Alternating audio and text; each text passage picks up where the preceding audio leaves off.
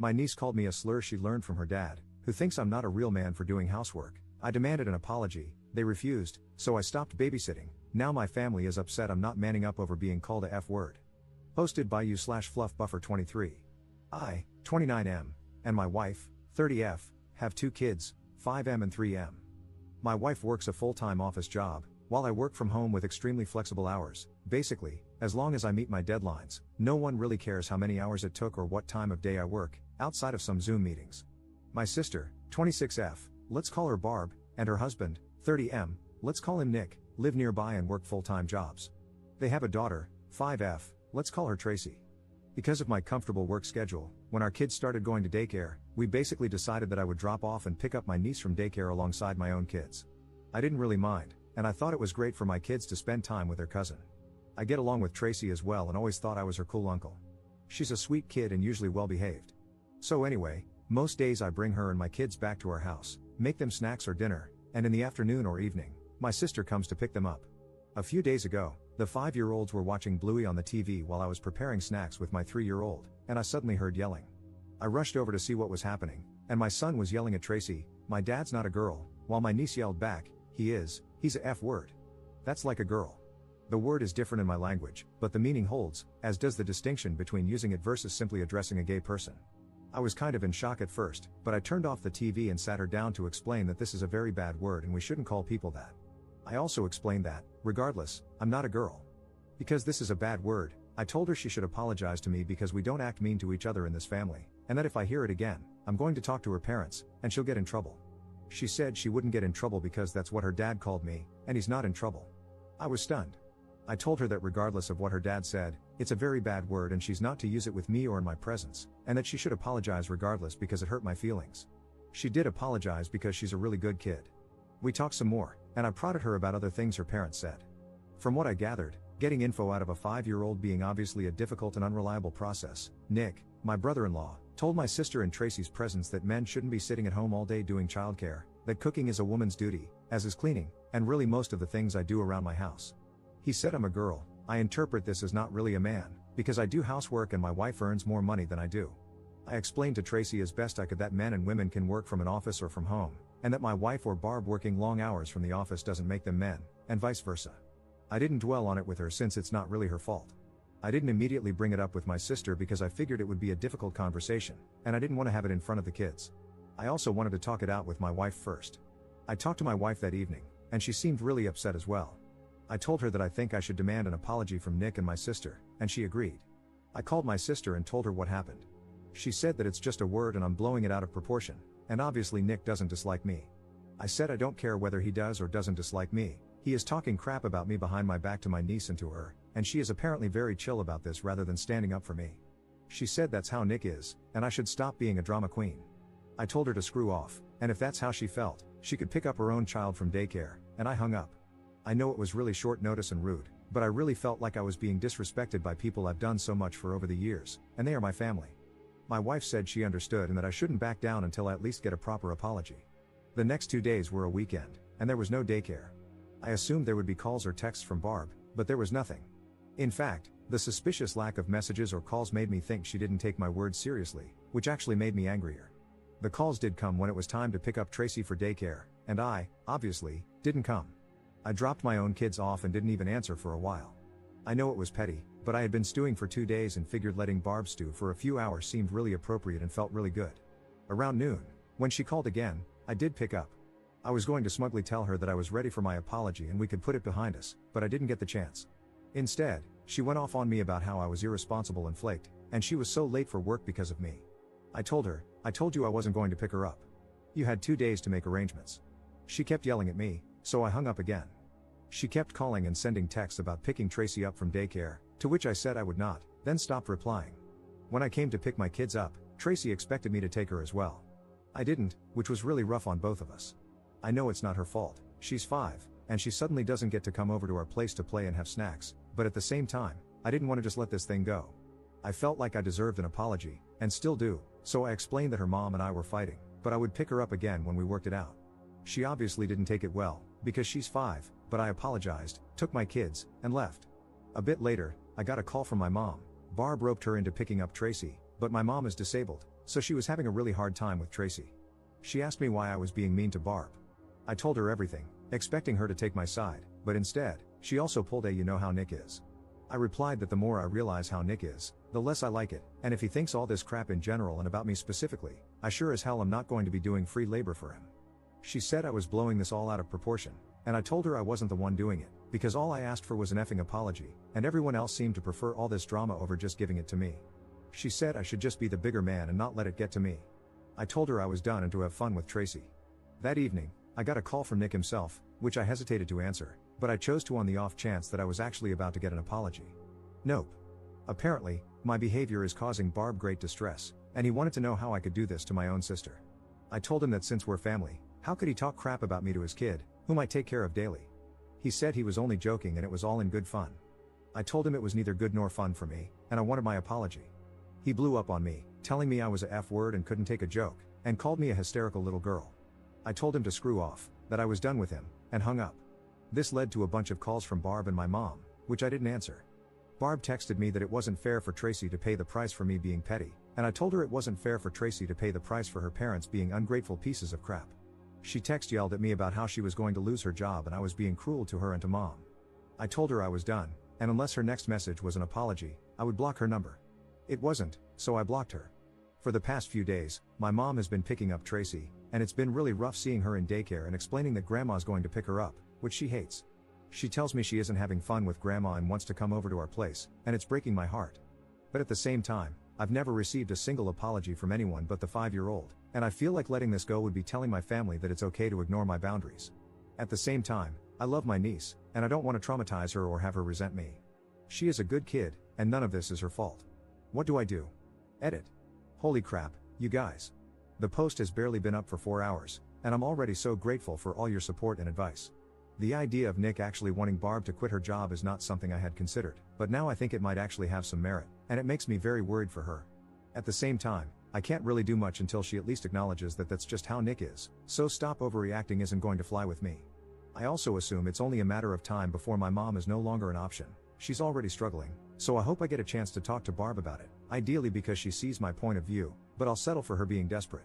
I don't know what sort of childcare they'll be able to afford. They took out a large mortgage on a house they can barely afford. I will also make sure to emphasize to Tracy that I love her and none of this is her fault. Thank you all. Update 1 day later. Alright, so I posted this yesterday and was genuinely overwhelmed by the comments, advice, and support. I'd like to thank everyone for it and feel this warrants an update. Just to clarify a few things. My dad died from a heart attack 2 years ago, which came as no surprise because he smoked a lot and lived a pretty unhealthy life. It wasn't his first heart attack either. He was a great grandpa and a great dad, right up to the end. But his death left my mom alone, and she doesn't work. My mom has multiple sclerosis, which is mostly steady but slowly gets worse over time and flares up occasionally. It's made worse by stress, which my mom is dealing with now. A flare-up often means she doesn't quite get back to the level she was at before, so we mostly try to keep her stress-free. My dad had life insurance, so her house is paid off, and she has a little money. However, there's also a caretaker who comes over 3 times a week to clean, cook, shop, etc., which she can't afford, so my wife and I pay for it. As I mentioned in a comment on the original post, my wife and I are probably doing better financially than Barb and Nick. They have a fancy house and fancy cars, but they also have a mortgage and loans. The great response I got made me think about all this again. I thought about how I could stand my ground without giving up on Tracy altogether and realized there was no perfect solution. I had to settle on something. I took the day off work because I just needed to process and deal with everything. One comment on the original post really got to me, about how someone in Tracy's place would feel, and I just can't do that to her now. I know this isn't the update some of you wanted, but I just can't. I love her like she's one of my own, and my kids do as well. It's not her fault. I unblocked my sister because, obviously, if I'm going to be interacting with her child, she needs to be able to reach me. I talked to my mom during the day, and she was, again, distraught about having to pick Tracy up, which is pretty hard on her. I told her I was willing to do it, but I was coming over and she'd have to hear me out. She agreed. I talked to her for a long time, avoiding snark and lashing out this time, and just explained that how serious Nick was, or how he is, doesn't matter. I used the rocking the boat analogy someone linked to in the comments and further stressed my point by saying that it shouldn't matter if I was justified or not in getting upset. I'm her child, and if something upset me, it at least warrants giving me the benefit of the doubt before siding against me. Eventually, it seemed to sink in. She apologized, and we hugged it out. I think she got it. She's not a very confrontational person and generally really tries to keep the peace, but this time she went about it the wrong way. I'm not saying I'm not mad, but she's my mom, and she apologized. I explained to her that she shouldn't be covering for me because that means I have no leg to stand on when confronting Nick and Barb. She was receptive to this. I texted my sister that we needed to talk, and I'd drop Tracy off at their place tonight, to which I got a stoic thumbs up. I picked Tracy up from daycare today, and she was overjoyed. She was actually a little possessive of me, staying by my side all afternoon instead of running off to play. It was cute but also made me feel bad because that's the impact of me not picking her up. I explained to her as best I could that she's not in trouble. I'm not angry with her, but I am angry with her parents and we need to work that out. I promised to do my best not to stop picking her up again, which made her really happy. I dropped her off in the evening, and once she was in bed, I sat down to talk with Barb and Nick. I told them flat out that mom wasn't going to be covering for them anymore, and if they didn't let me finish what I had to say, I'd get up and leave, and they could find new arrangements for Tracy. I didn't mean it, but they didn't need to know that. They weren't happy, but they were willing to listen, so that's progress, or at least the threat worked. I explained that this was the situation now. I don't need them to mean their apology, but I sure as hell was going to need one. This was about principle now. I've spent years taking care of their child, and if they wanted to be pricks, I wasn't going to do it for free. So this is how it goes now. 1. I am no longer going to be dropping her off in the mornings until further notice. There was no excuse for the way Nick acted, and it needs to have some lasting impact. 2. I'm no longer going to be paying for family outings and vacations. It's a man's job to support his family, so good luck with that.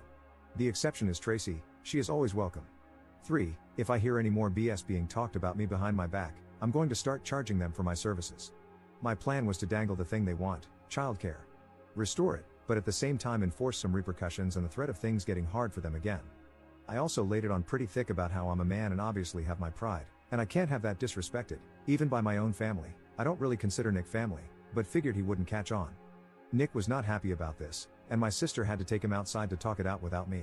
Eventually, they agreed to it, and I got my, admittedly half-hearted, apology.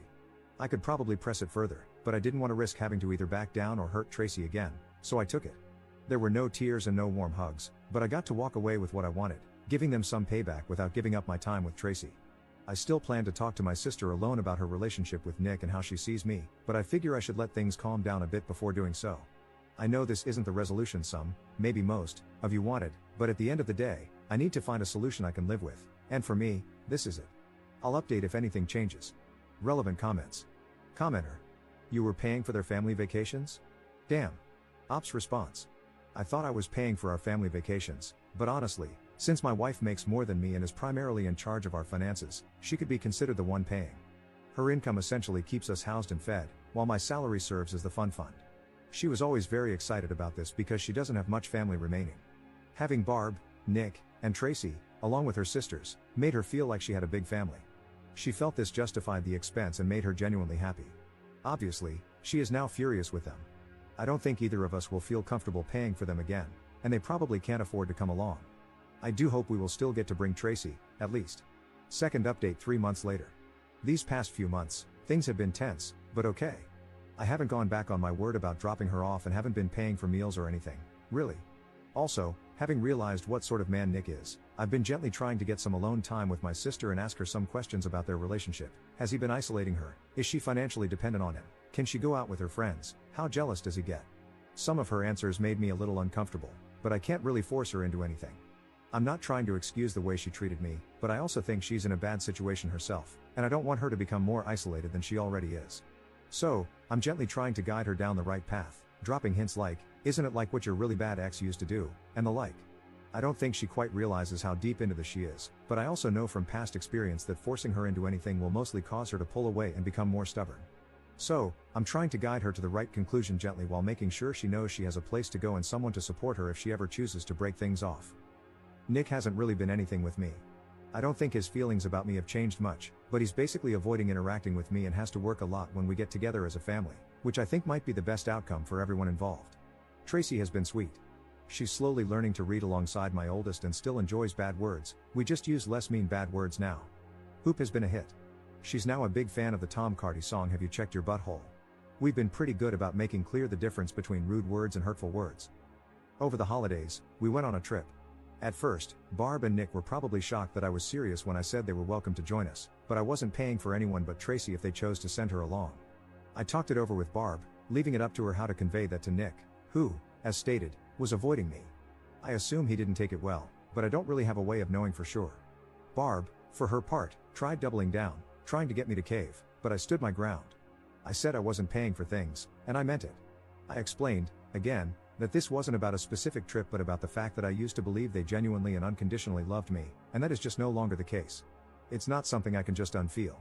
I need this to feel like I'm standing up for myself, and she can choose to respect my feelings and my decision or be angry, but I won't back down on this. The only choice that is up to her is whether to come on her own dime or not, and whether to send Tracy along with us if she chooses not to come. She ended up sending her along, and we had a blast. My wife seems much relieved to no longer have to put up with Nick as often. She apparently had him pegged from the get-go but wanted me to come to my own conclusions and was hoping he wasn't as bad as he initially seemed to her.